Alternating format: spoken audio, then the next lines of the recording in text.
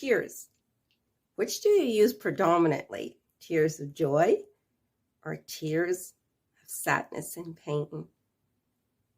Tears are productive and they are good to use emotionally and physically. And we're going to talk about a way to use them productively.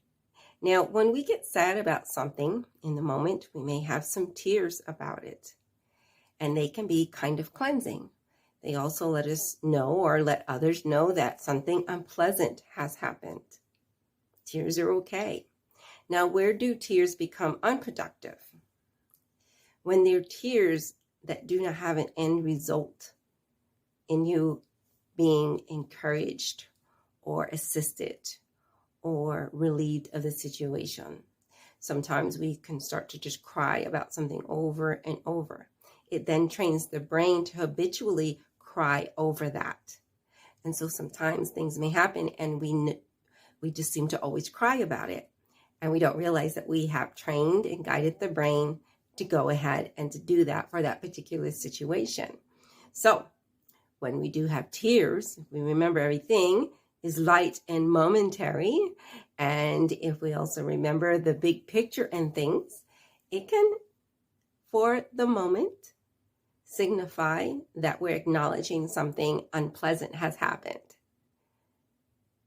That's what we do with lower vibes, right? We pause, pay attention, and then we take action. Just like if you slammed your finger in the door, okay, you may scream, but you don't just sit there screaming. What do?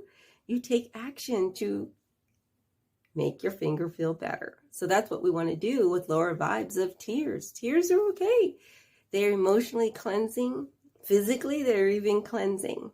But we want to remain keeping them as an asset in our life, not becoming a liability that causes us to go so low that we're in a mood for hours, weeks, and days. Tears of joy. Learn how to use them productively. Look for them in your life. Create them in your life. It's a very good purpose to use tears for. This is Renee Thomas with DIY Mental Boost, and I'm glad you're here because, we're all about the brain and how it is that we use emotions wisely to keep us productive and motivated. Hope you enjoy the information that has been added to the end of this video. And if you want to make changes so that you really believe that it is good to use tears of joy and you want to use tears of sorrow less, then you're going to want to do a brain rewire that's going to help your brain to really do that for you.